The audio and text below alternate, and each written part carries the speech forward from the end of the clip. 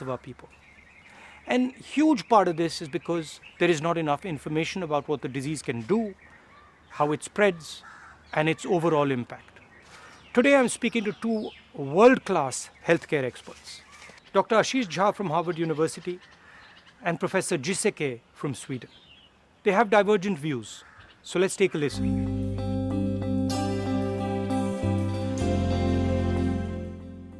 Professor Jha, lovely to see you. Welcome. I'm looking forward to having a conversation with you.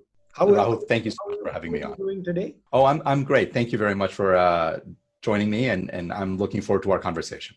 What is your view on the idea of a lockdown, and how does one pull oneself out of a lockdown? Because it is what I'm realizing now, and what a lot of people are saying, is it is a psychological change. When you classify the disease and then you say we're going to have a lockdown, you change the psychology of the people, the psychology of the population, who now suddenly are convinced that this is a very dangerous thing, which it might be.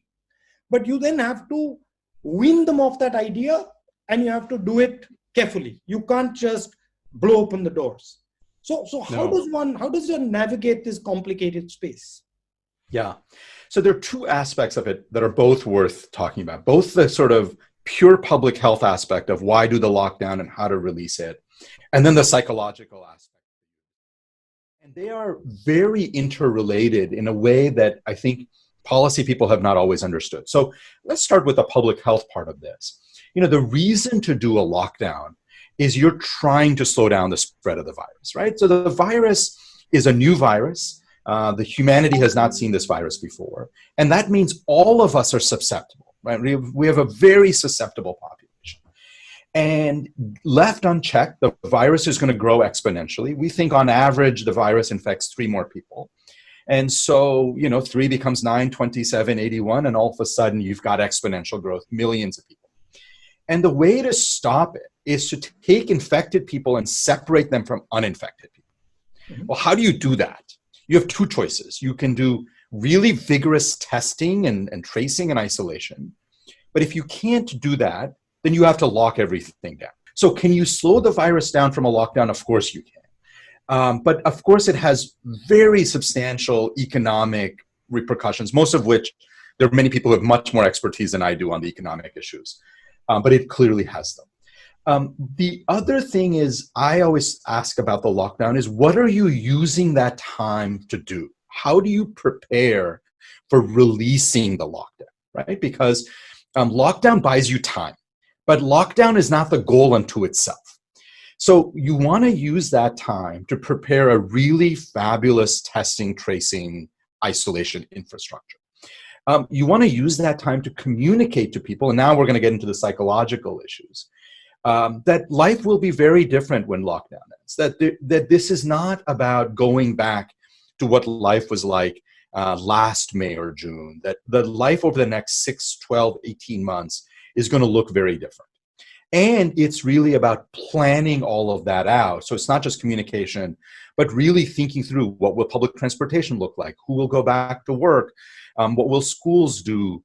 There's a lot of work that you want to be doing during the lockdown. And the last point I'll make on this is around the psychological issues. There is a very clear signal you send to people when you lock down. We have had lots of disease outbreaks in India and elsewhere. We've never had to do a national lockdown. Yeah. So you're saying to people, this is different. This is much more serious and is potentially much more devastating if we don't do this. And so now you have, when you open up the economy, you have to create a certain level of confidence, because the economy resides on confidence. And if people are scared, they will not engage in economic activity. So you have to create some amount of confidence back. It's a complicated thing. I haven't seen any country in the world do it brilliantly, but everybody is kind of making their way through these things. I was speaking to some migrant laborers who are making this journey home. And I've spoken to quite a few of them. And a lot of them say that the really frightening thing for them is the uncertainty. That they don't know. They live on minimum wage. They live on a daily wage. And they say, look, we don't know what is going to happen tomorrow. And, that's the real problem for us. So how does one think about opening this lockdown in a way medically so that you minimize this type of uncertainty so you don't have an accident with a second lockdown? What are the type Yeah. of things medically you need to think about? So first thing, I think it's really important, and I've been saying this here, and I think it's really important for everybody to communicate, is that this is a 12 to 18 month problem. We are, no matter what we do, we're not going to be out of the woods. We're not going to be through this problem by July or by November. This is going to be with us till 2021. And if everything goes very, very well and we have a vaccine and it's widely available, then sometime in 2021, life can begin to go back to normal. The reason it's important to communicate that is people need to understand the time frame and need to understand that lives are going to change over that time. Obviously, for people who are very poor, who are hourly wage workers, daily wage workers, the uncertainty is very, very costly. And so this is why it's extremely important to have a strategy. So as you open up, you can create confidence in people that you're not going to have a massive outbreak. And there's a set of policies you can take to reduce that. Now, to be perfectly honest, no one can guarantee that we will not have major outbreaks.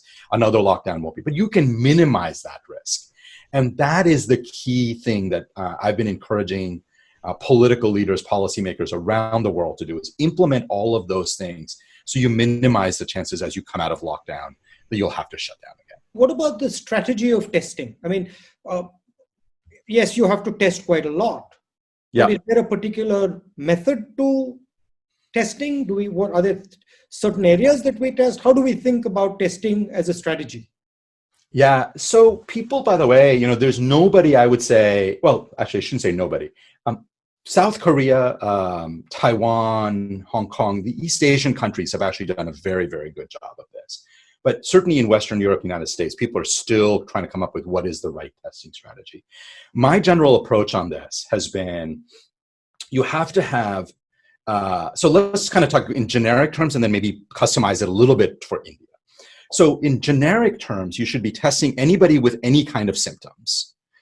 You won't pick up everyone because there are a lot of people without symptoms. We think, probably 20% of people have no symptoms throughout their entire disease, and another 20-25% of people spread the virus before they develop symptoms, but they will eventually develop symptoms. So you should be testing everybody with symptoms.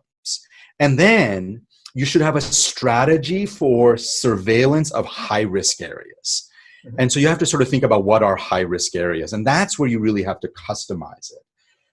To individual things. So, we talk at least here a lot about homes for elderly people or hospitals. My feeling is anybody who gets admitted to a hospital for almost any reason in an area with any kind of an outbreak should be getting tested.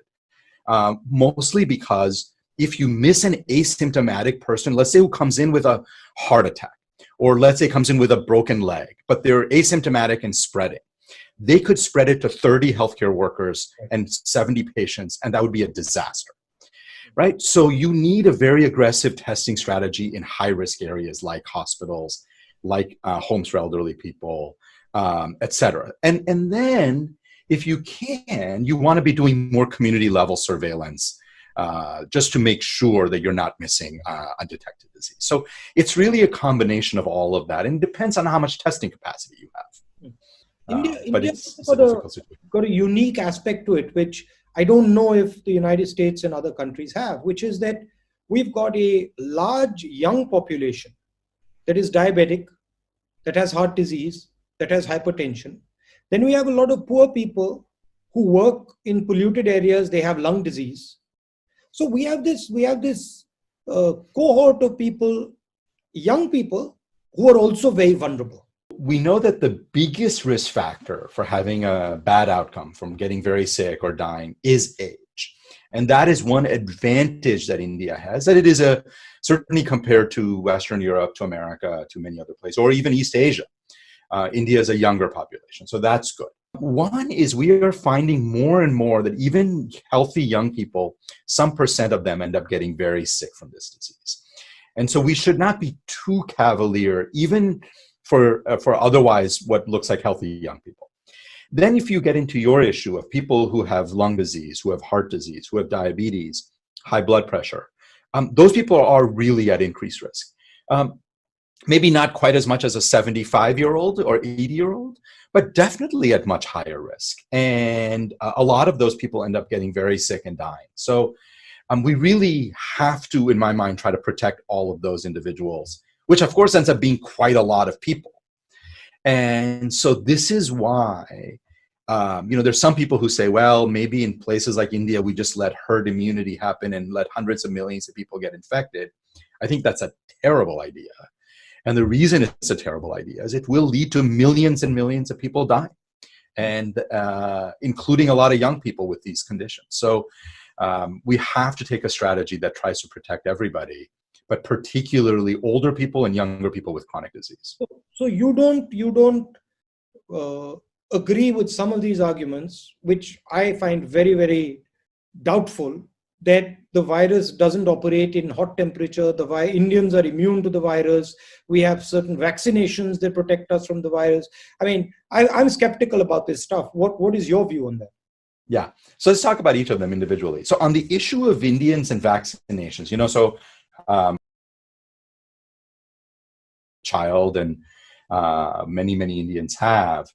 And there is some circumstantial evidence that maybe BCG vaccines can be helpful in reducing severity of the disease. It is not very good evidence. It is not evidence I would bank on. I certainly wouldn't make policy based on that evidence. And look, it's a new virus. There's new testing, new studies going on. And in the next couple of months, we will know much more, because there are some nice randomized trials that are happening now. So I suspect in the next 3 months, we'll know much more about whether these vaccines will play a major role. I am personally skeptical that the BCG vaccine will end up being an important mediator, but I don't know. We'll know. We'll know soon. But certainly, there's not enough evidence to make policy on that. On the issue of hot weather and temperature, so there is some evidence, again, that weather makes a difference. And we think that being outside, there's less transmission than being inside. So the home with 15 people all staying in one small home, small room, there's going to be very easy transmission. But once people are outside and there's air and all of that, that'll make it a little bit better. But the question that I ask people who bring up the temperature issue is, do we think it's enough that it will keep the virus under control? And I think the answer, no one I know thinks it's enough. So maybe instead of the average person transmitting it to 3 people, it'll be 2.5. Maybe it's a 20% benefit. Good, I'll take it. It's not going to be enough to get us out of this. And you said something very interesting, which is relevant for India, which is that you're saying that a joint family system with old people living inside it is actually a complexity and a risk. Absolutely. Absolutely. And we have seen this, coming out of places like New York, where a lot of the people who got sick and died in New York were older people who weren't going out and working. But basically what we think is that the young people they were living with were going out and working, coming home, and then there was interfamily transmission. So it's a very big challenge when that happens. And in India, of course, 3 generations living together is a very, very common way of doing things. So there is a real challenge of how do you protect older people, especially as you open up and people start going back to work. Testing would solve the problem. Because if it would help a lot. It would help, because if you could test at scale, you could test everybody, then you're much safer.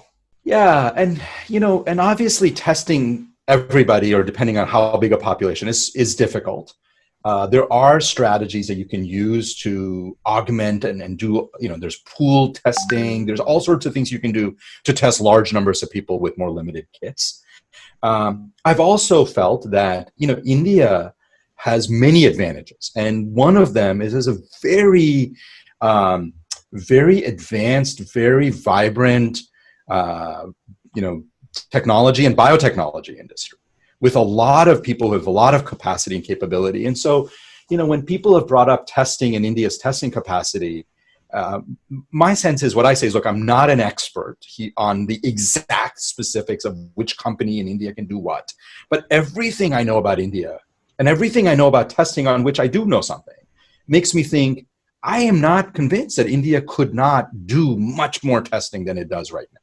I don't know why it couldn't. So, India's obviously been moving forward. They've been doing 80, 100,000 tests a day now. That's good. That's real progress from where things were. But I don't know what prevents us from being able to do many times that. And if we can get up to that level of capacity, then yes, we can test migrant workers before they get on trains. I've asked some bureaucrats why sort of lower testing numbers, and their point is that if you push the testing numbers too high, you frighten the people much more, and you build up a much more frightening narrative. So that is, unofficially, that's sort of what they say. I think it's much more important to fight the disease and, push as hard as you can on the testing. But one of the questions I've been thinking a lot about is how will this virus change society? What will social norms and interactions look like in India 2 years from now? How do you think life will feel different? I've been thinking a lot about this, and I just am curious what your feelings are on that. I don't think there will be one response to this disease. Every state will have its own response. You can already see that some states are doing much better than other states because of their nature, because of their design, because of their political system. I get the sense that the more decentralized states, the states that spread more power closer to the people, will do better. That's my sense. I think the large urban centers will get hurt badly. I hope that this disease will bring people together and bring them to the realization that you can't fight this disease as different religions or different communities or different genders or different castes. I think in some ways there is a potential opportunity here. There is an opportunity that in fighting this disease, we are able to start a conversation. We are able to understand that everybody is required to fight this disease, and we are able to work together to get out of this. I think there is a potential for that. Yep. I think we will also have to prepare ourselves for significant pain. I do worry about our older people, and I worry also about our younger people who are sort of critical for the future growth of this country. At the global level, I think the virus is operating at two levels. One, it's operating at a healthcare level. And two, it's actually attacking the globalized structure. Absolutely. So if you look at it's very interesting. If you look at the places that are vulnerable, they're all nerve centers of globalization. So I'm convinced that you're going to have a new world after this virus. And I also think that, for example, I think it's going to reshape Europe. I think the balance of power between the United States and China is going to change. So I think it is, as you said, we are entering, people say 9/11 was a new chapter. I mean, this is a new book.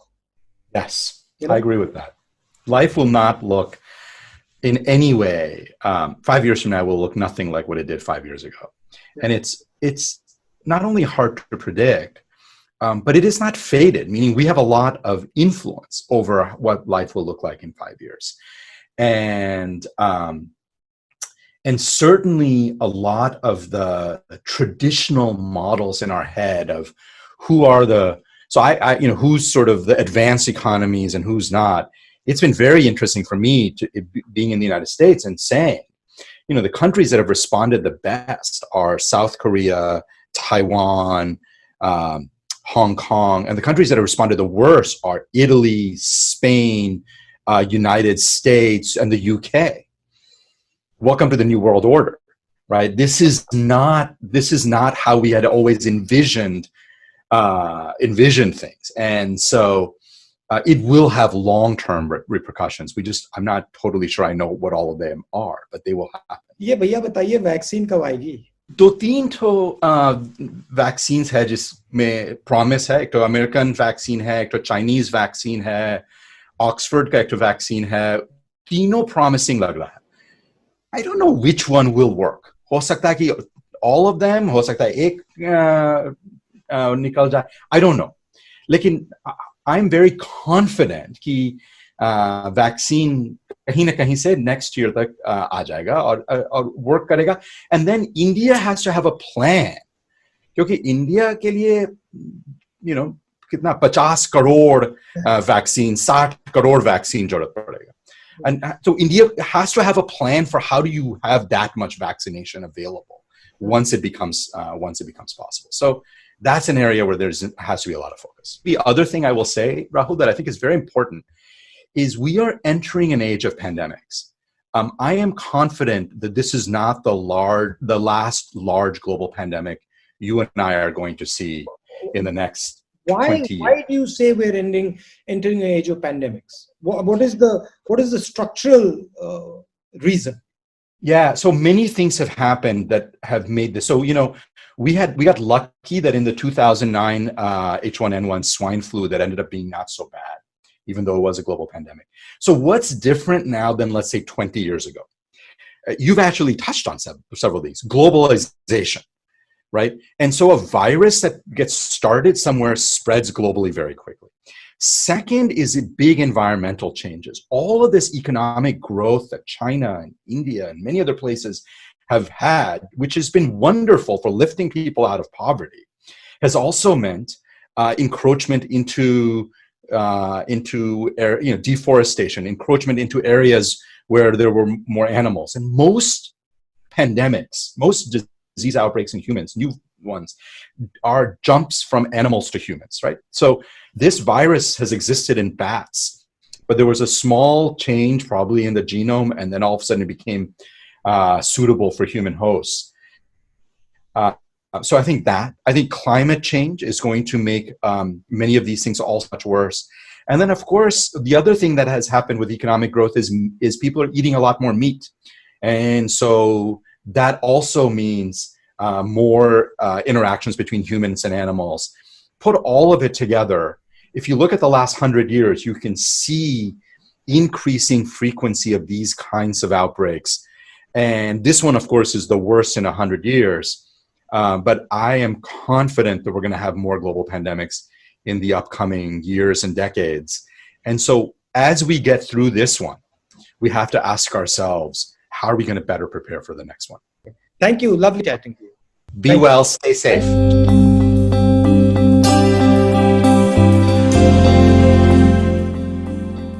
Good afternoon, Professor. Good afternoon. Thank you very much for agreeing to talk to me. I know you are extremely busy. No problem. I have time. I saw an interview of yours where you were suggesting some different ideas, and that sort of aroused my curiosity. You've been an infectious disease expert.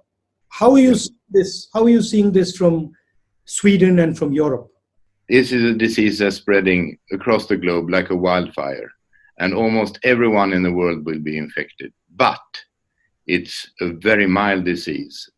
99% of the people who are infected will have very little symptoms or no symptoms at all. So what we're seeing now is 1% of the epidemic. The real epidemic is going on. We don't notice it really. And now that we're in a lockdown, how do you transition out of the lockdown? What is the best strategy to come out of a lockdown? Because now it's a psychological reality, the lockdown, and an actual reality.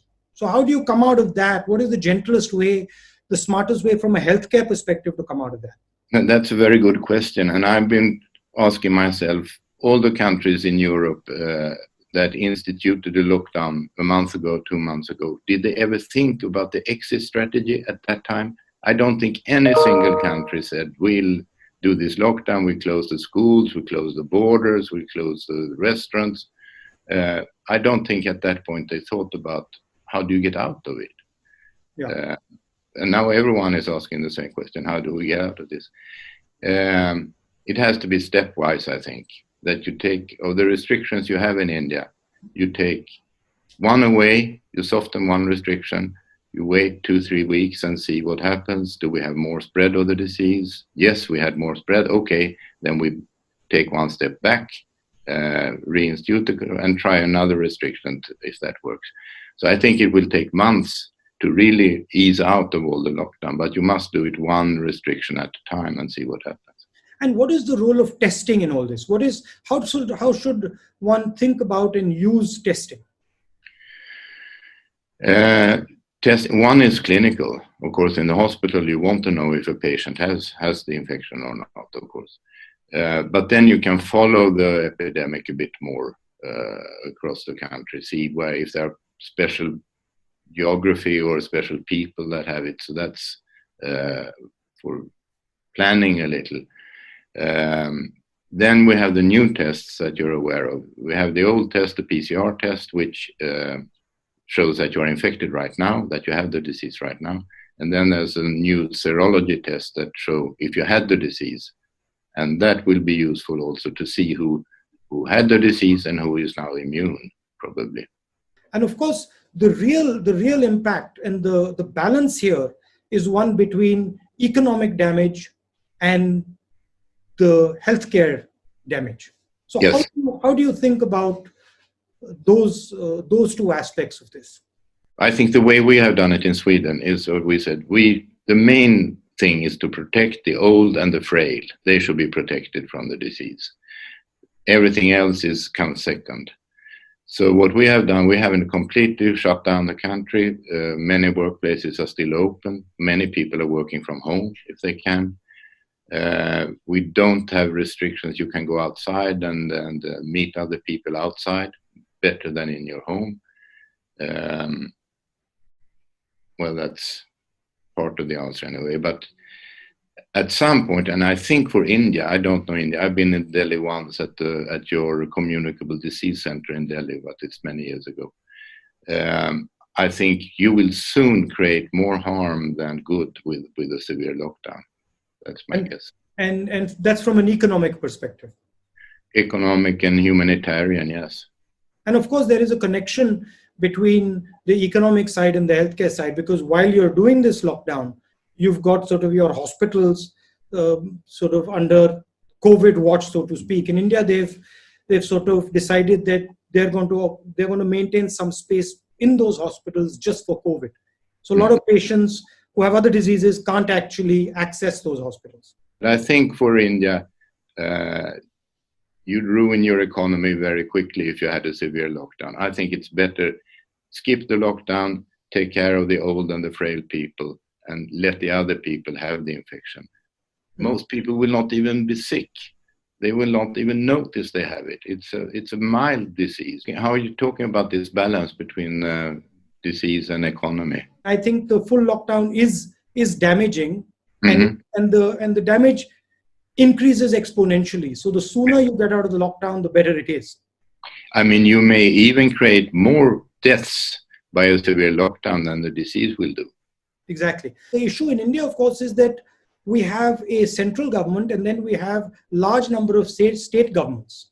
Yeah. And there is a tension between these two. The central government has one view, the state governments have another view. So a lot of that slows down the sort of discussion. The big issue in India so far has been the migrant labor. The fact that we have large numbers of people living in slums who happen to be migrant laborers. And when they've done this shutdown, they actually can't go back to their homes in the rural area. So that has created a lot of concern. Food is going to become a serious problem because we have a lot of manual laborers who depend on daily wages. And they're already in trouble because they simply are not getting those wages. And so provision of food for them at scale is a challenge that the Indian government and state governments are facing. Yeah. No, I think for you in the situation that India is and with the federal states and everything, I think you should have a very soft lockdown, as soft as possible. Well, anyway, I don't want to keep you. This was useful for me. Can I take a picture of you on my computer? Of course, you can take a picture of me on your computer. When are you coming to see us? When do you want me? Whenever you want. You said you only come once? I only came once, and that's 20 years ago now. Okay. Thank you very much. Okay. Thank you very much.